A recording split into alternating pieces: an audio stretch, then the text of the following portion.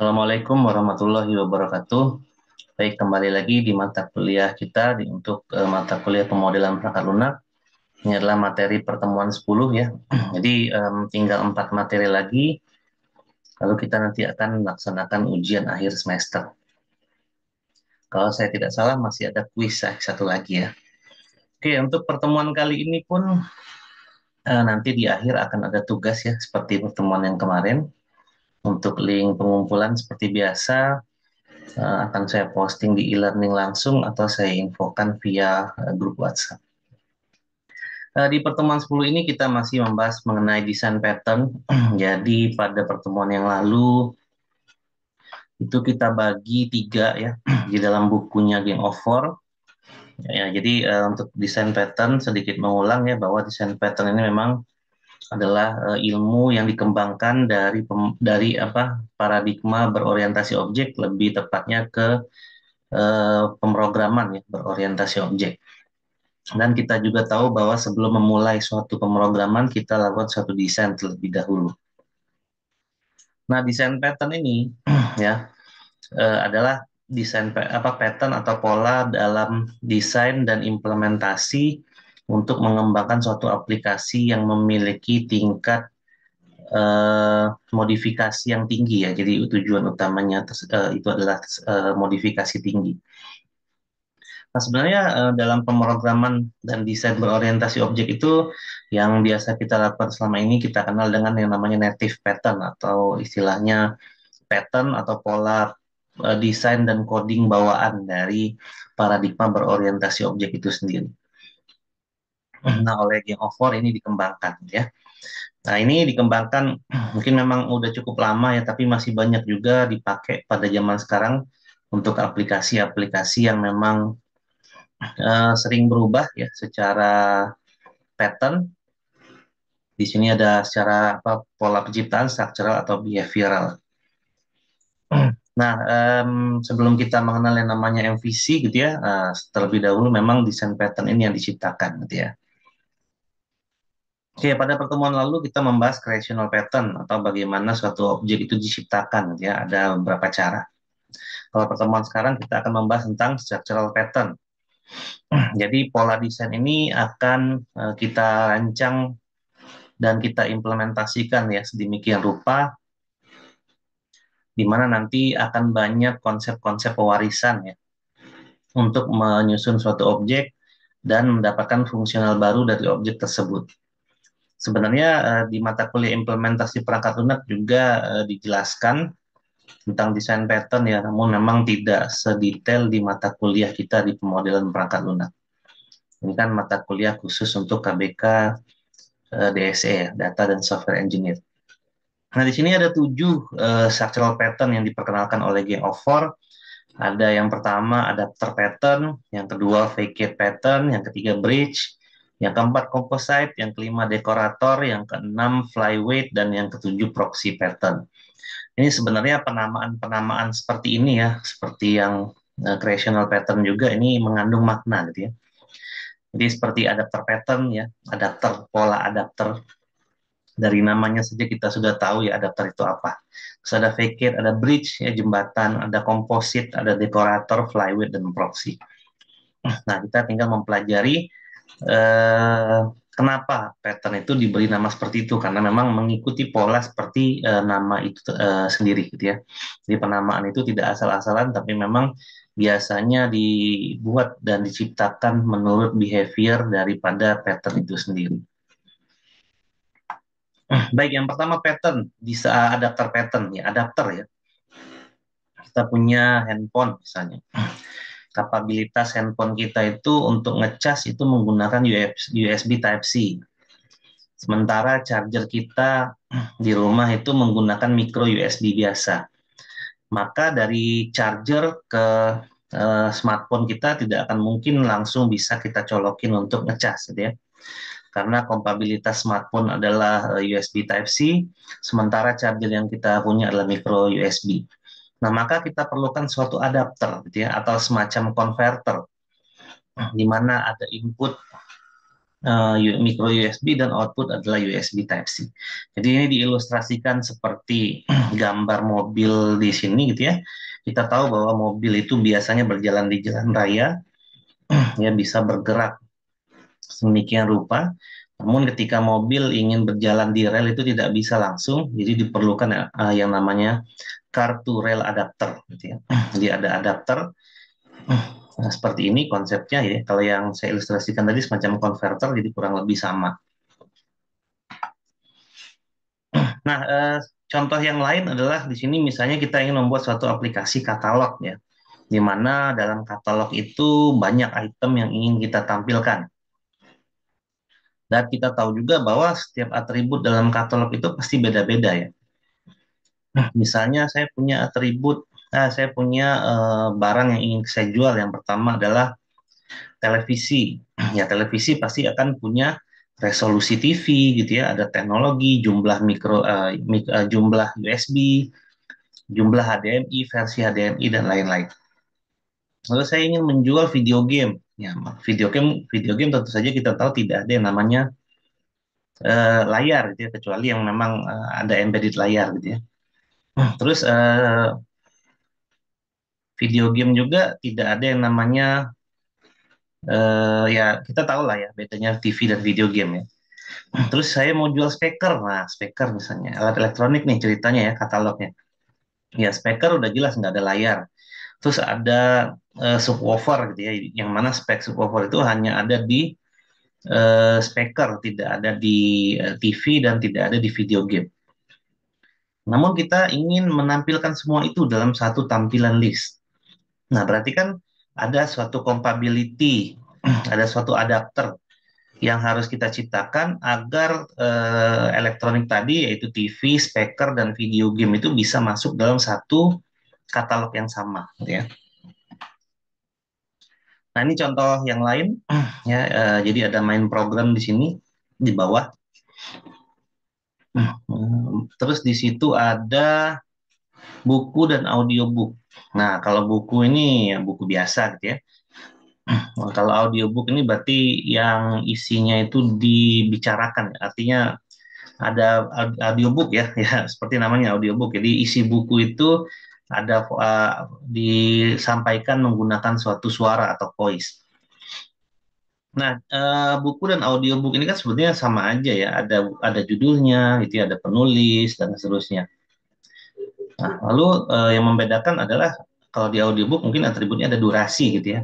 Jadi misalnya saya baca buku RPL gitu ya, dari bukunya Ian Sommerville. Ya, saya punya bukunya, lalu saya bacakan itu untuk kalian ya, itu namanya audiobook gitu ya.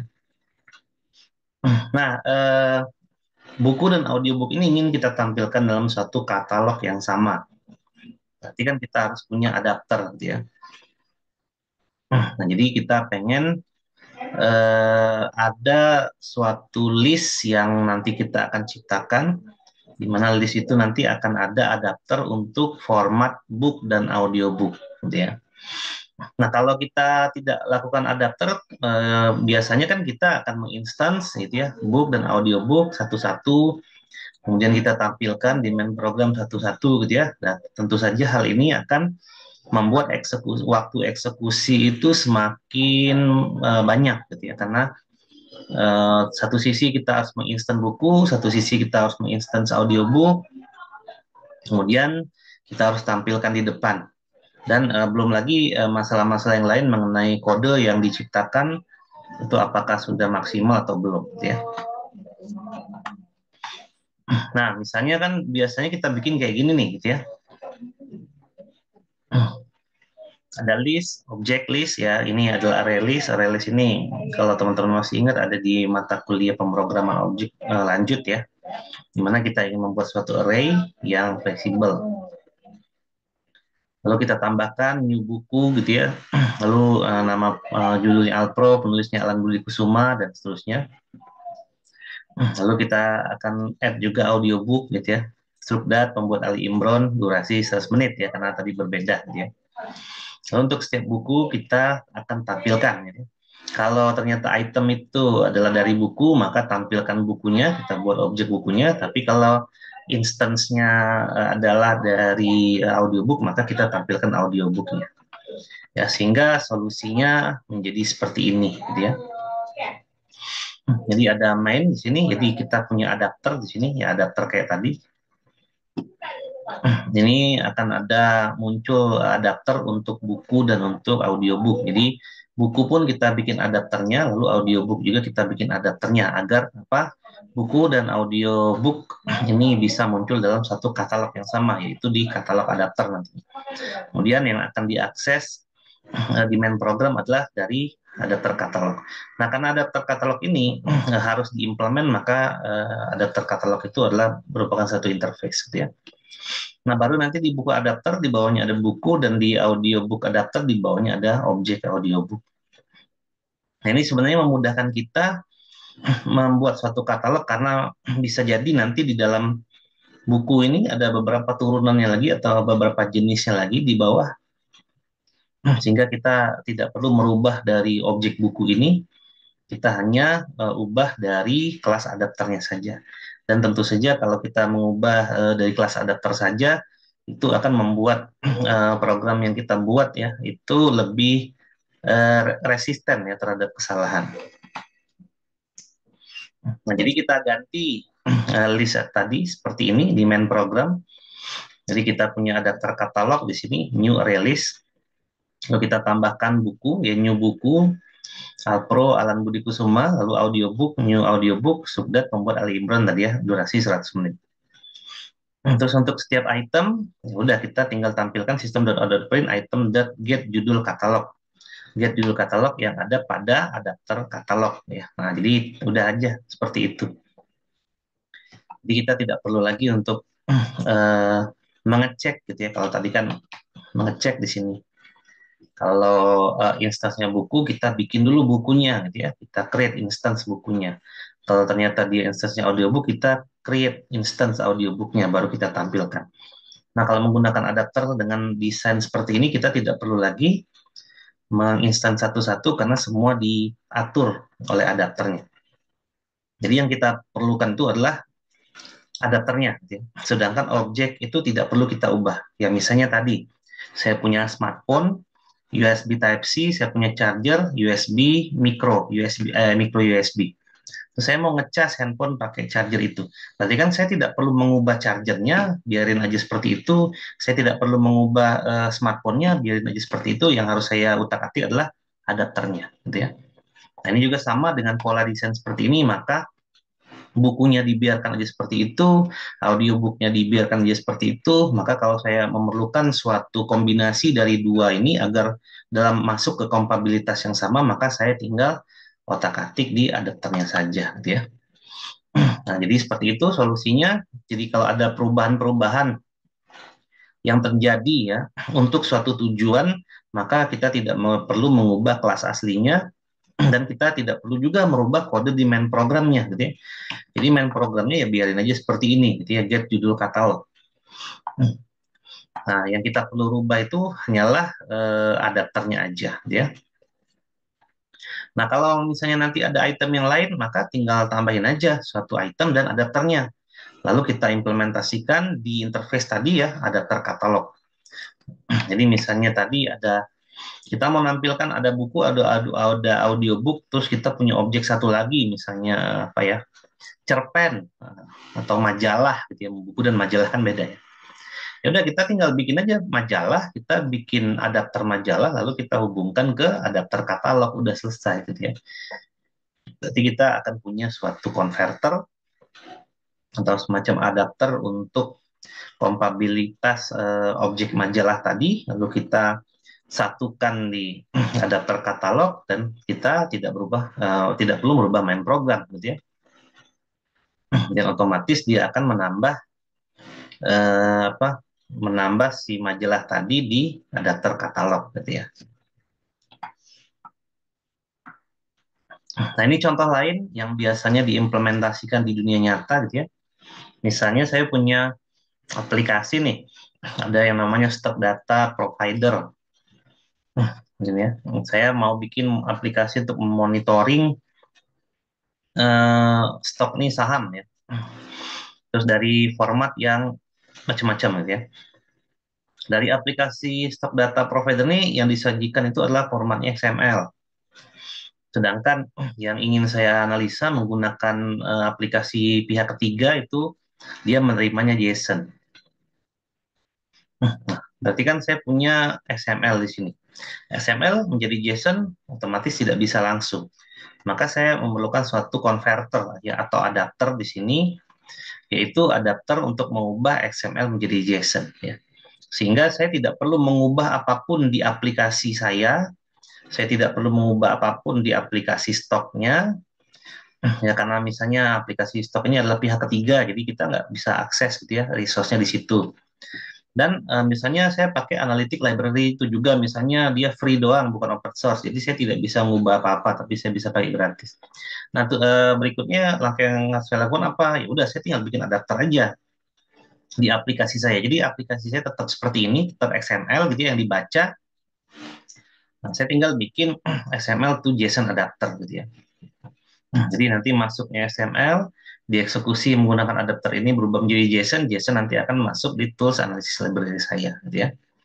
Ini sepertinya gambarnya udah sangat sederhana ya, dan teman-teman pasti paham gitu ya kalau melihat gambar seperti ini. Nah, ini contoh yang adapter pattern yang biasa kita pakai gitu ya. Tapi ini memang levelnya level abstraknya tinggi ya, jadi ini level aplikasi. Kalau yang dijelaskan sebelumnya itu udah level kelas ya, level yang lebih rendah lagi adapternya. Lalu yang berikutnya adalah packet pattern. Jadi packet pattern itu kalau misalnya saya punya banyak objek nih ya, yang harus saya kelola, tapi objek-objek tersebut memiliki banyak kesamaan. Misalnya saya mau bikin aplikasi, di mana aplikasi itu saya ingin melakukan suatu konversi video ya ke dalam format tertentu. Nah, misalnya saya akan ada perubahan nih dari misalnya suatu saat aplikasi yang saya buat ada perubahan. Saya ingin menambahkan format-format lain gitu ya dalam video tersebut, dalam konversi video tersebut, maka saya harus lakukan adalah membuka kode saya yang lama, lalu saya tambahkan kode yang baru.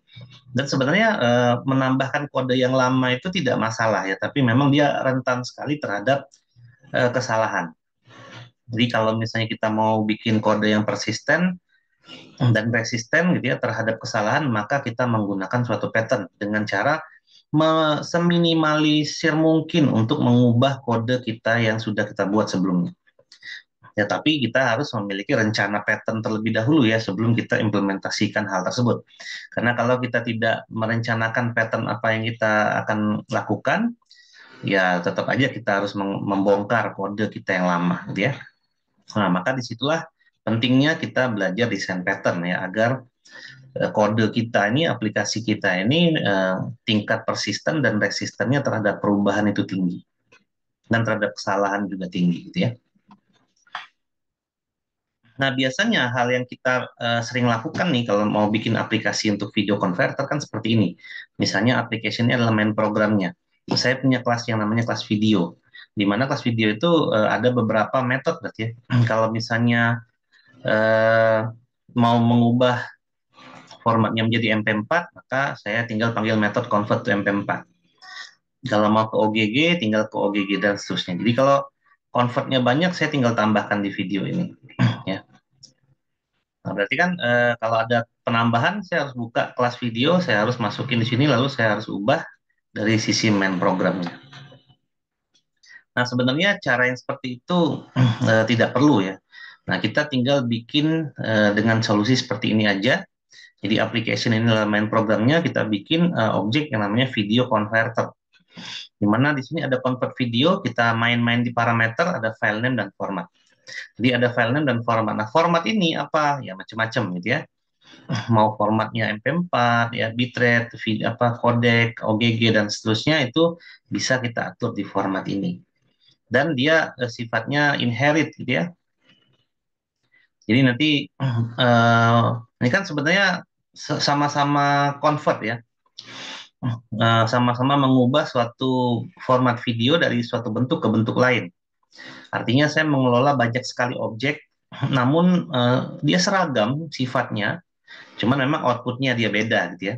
Dan teknik yang ada di dalamnya dia beda. Misalnya kalau mau mengkonvert dengan MP4, maka teknik konverternya pasti akan berbeda dengan teknik konverter OGG gitu ya. Atau misalnya saya mau teknik konverter yang lain itu pasti beda-beda. Tapi secara sifat dia sama gitu ya. Nah, maka saya tinggal gunakan vacate pattern aja seperti ini. Lalu yang berikutnya adalah bridge pattern. Ini biasanya bridge pattern ini sesuai dengan namanya ya, adalah jembatan. Berarti dia akan membagi kelas itu menjadi dua hierarki. Yang pertama kelas abstrak dan yang kedua adalah kelas implementasi. Nah, contohnya di sini saya punya kelas shape, di mana shape itu adalah bentuk dua dimensi ya, ada kotak, lingkaran, segitiga dan lain-lain gitu ya. Lalu kelas itu adalah parent dan memiliki beberapa child. Jadi shape itu ada anaknya, nanti anaknya bisa lingkaran, segitiga, kotak dan seterusnya gitu ya. Kemudian ada atribut yang biasa kita pakai, misalnya untuk kelas shape ini itu warna. Nah, namun nanti di sini warna akan berubah dari atribut menjadi objek ya, karena nanti akan ada implementasinya dari bridge ini. Nah, ini kalau dicontohkan bentuknya adalah lingkaran, persegi, dan warnanya adalah merah dan biru. Nah, biasanya kan seperti ini ya, ada objek shape sebagai parent, lalu child-nya adalah lingkaran dan kotak, lalu mau kita tambahkan warna merah dan biru. Nah, biasanya secara simpel warna merah dan biru itu kita masukkan ke dalam shape ya, yaitu ke variabel warna. Tapi kalau misalnya warnanya berkembang, seperti gimana gitu ya? Atau nanti shape-nya yang berkembang. Nah, biasanya kita jadinya bikinnya seperti ini gitu ya. Ada shape, ada red circle, red square, blue circle, dan blue square. Kalau nambah lagi segitiga, maka akan nambah lagi di sininya segitiga merah, segitiga biru gitu ya. Kalau warnanya berubah, maka nanti akan tambah lagi di sini ya, ada merah, lingkaran merah, kotak merah, dan lingkaran hijau dan kotak hijau ya kalau warnanya nambah lagi. Nah, sehingga kalau misalnya kita menggunakan konsep desain seperti ini, kompleksitasnya akan bertambah secara eksponensial apabila bentuknya diubah dan warnanya ditambah gitu ya. Nah, ini tidak bagus untuk kompleksitas kode. Ya, kode akan banyak sekali objek-objek yang mirip-mirip dan serupa namun salah tata kelola. Harusnya kan kalau kita mengenal konsep inheritance, maka parent dan child itu kan implementasinya adalah apa yang ada di parent itu diimplementasikan oleh anak, gitu ya. Dan anak boleh memiliki sifatnya sendiri yang berbeda dari orang tua dan berbeda dengan anak-anak yang lain. Nah, gitu ya. Maka cara yang terbaik adalah seperti ini. Nah, ini adalah bridge-nya, gitu ya, atau ini adalah jembatannya. Jadi saya punya shape dan circle, shape punya circle dan square, lalu saya punya konten mengandung, gitu ya, mengandung warna merah dan biru. Nah, ini adalah color ini jadi objek gitu ya. Dan dia juga akan menjadi suatu parent ya di sini, dan red dan blue itu akan menjadi suatu child. Jadi nanti shape dan color itu adalah hubungan antara parent dengan parent, dan dia akan memisahkan antara ini ya abstrak gitu ya dan implementasinya di bawah sini. Nah, ini contoh yang lain ya. Misalnya saya mau bikin objek binatang, ini biasanya suka dicontohkan kalau binatang ini dari contoh pemrograman objek ya. Misalnya biasanya kita bikin seperti ini ya. Ada binatang, ada get nama binatang, misalnya ada hidup, kita mau bagi dua nih, ada hidup di air dan hidup di darat. Nah, karena sifat inheritance itu kita harus mengimplementasikan, apalagi ini interface ya, kita harus mengimplementasikan semua metode yang ada di atasnya, maka mau tidak mau nanti ada anjing, ada kucing, dan ada ikan koi ini menginherit di sini, kita harus mengimplementasikan juga nih hidup di air dan hidup di daratnya. Gitu ya. Nah, padahal kita tahu bahwa koi itu ya hidup di air, kucing itu hidup di darat, dan anjing itu juga hidup di darat gitu ya. Jadi sebenarnya kita tidak perlu juga mengimplementasikan hidup di air untuk anjing dan kucing dan koi gitu ya. Nah, tentu saja ada perbedaan nih ya dari anak-anak itu sebenarnya. Kita tahu bahwa hewan di darat itu punya kaki gitu ya, tapi hewan di air ya nggak punya kaki gitu ya. Jadi seperti apa? Nah, kita perlu bridge gitu ya, atau jembatan yang membedakan antara hewan yang hidup di darat dan di air. Jadi ada dua pembeda gitu ya. Jadi nanti kita bedakan dulu sebelumnya antara hewan di darat dan hewan yang hidup di air. Sehingga kita punya solusi seperti ini menggunakan bridge pattern, ya. Masih tetap binatang itu berarti ada metode hidup di air dan hidup di darat ya, tapi kita bikin bridge-nya dulu di sini. Ada binatang di air dan di darat kita pisahkan dulu menjadi dua ya, menggunakan suatu jembatan atau konten tadi yaitu binatang. Nah, kemudian yang hidup di air adalah koi dan yang hidup di darat adalah anjing. Di mana yang binatang hidup di darat tadi kan kalau ada kakinya maka ada jumlah kaki di sini gitu ya. Dan jumlah kaki ini hanya diimplement oleh anjing dan kucing saja, sementara koi tidak perlu mengimplementasikan jumlah kaki karena ikan koi memang tidak punya kaki. Nah, jadi dari sini terlihat jelas bahwa kalau misalnya saya mau tambahkan, misalnya satu lagi binatang yang hidup di air, paus misalnya, ya udah saya tinggal tambahkan aja di bawah dari bridge-nya binatang di air.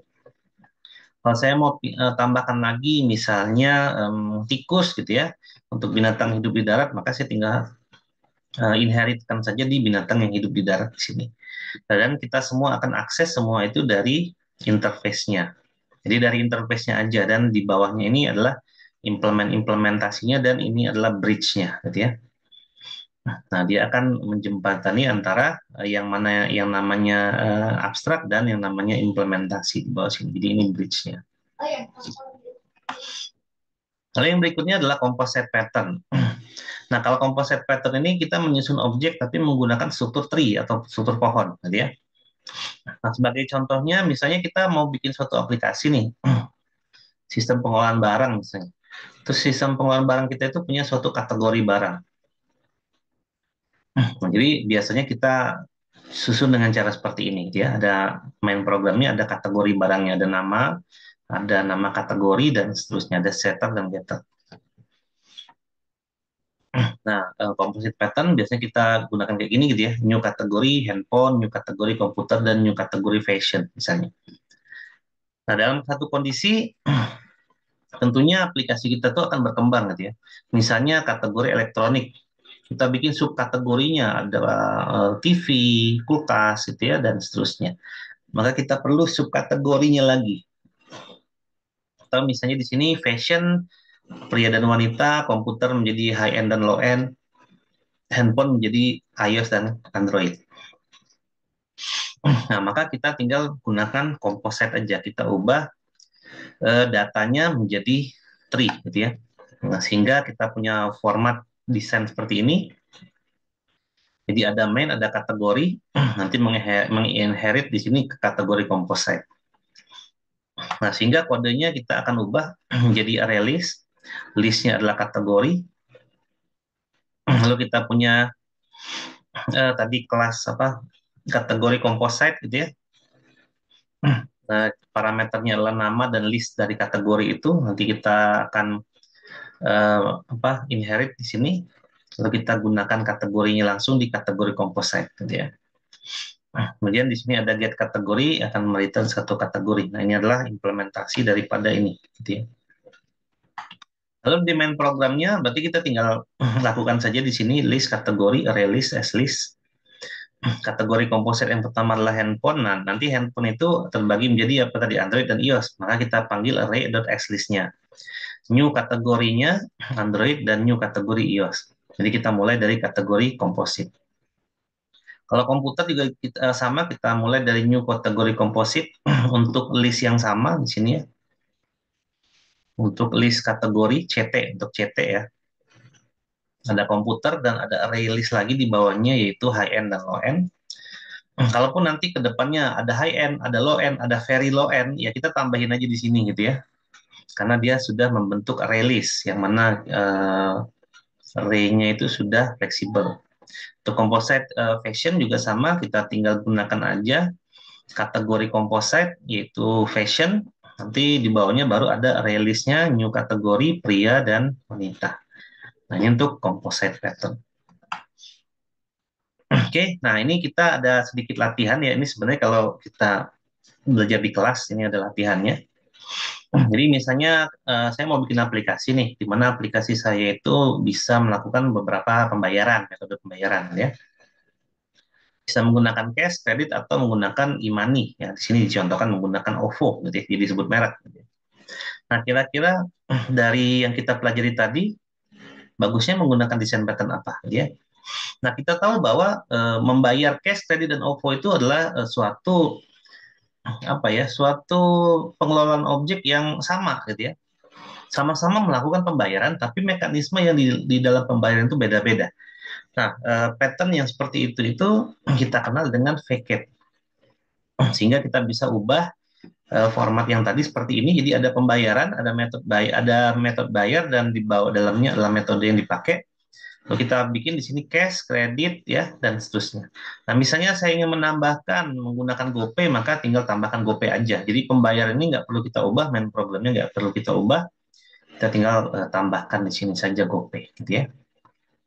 Ini adalah facet pattern ya, facet pattern yang bisa kita implementasikan kalau kita punya problem seperti ini. Kita ingin mengelola objek yang banyak, objek itu punya kesamaan, tapi secara implementasi dia berbeda-beda.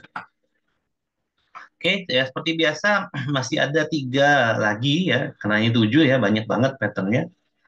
Yang belum kita bahas adalah dekorator pattern, flyweight, dan proxy. Masih sama dengan kelompok yang kemarin, silakan teman-teman bikin videonya, ya video terkait 3 ini. Silakan cari sumbernya dari internet, dari ChatGPT atau dari apapun. Lalu silakan presentasikan dan dipahami ya, dekorator, flyweight, dan proxy itu seperti apa. Ya, kalau kalian udah paham, itu biasanya kelihatan bedanya apa dari ketujuh pattern yang ada pada structural pattern ini. Ya, masih sama dibuat dengan cara berkelompok. Setiap kelompok anggotanya dimohon untuk presentasi, gitu ya. Link pengumpulan tadi saya infokan di awal, apakah saya akan kasih di grup atau di e-learning langsung, nanti akan saya ini umumkan kembali. Baik, itu saja mungkin materi pada kali ini untuk desain pattern sendiri. Terima kasih sudah menyaksikan video ini sampai dengan akhir. Wassalamualaikum warahmatullahi wabarakatuh.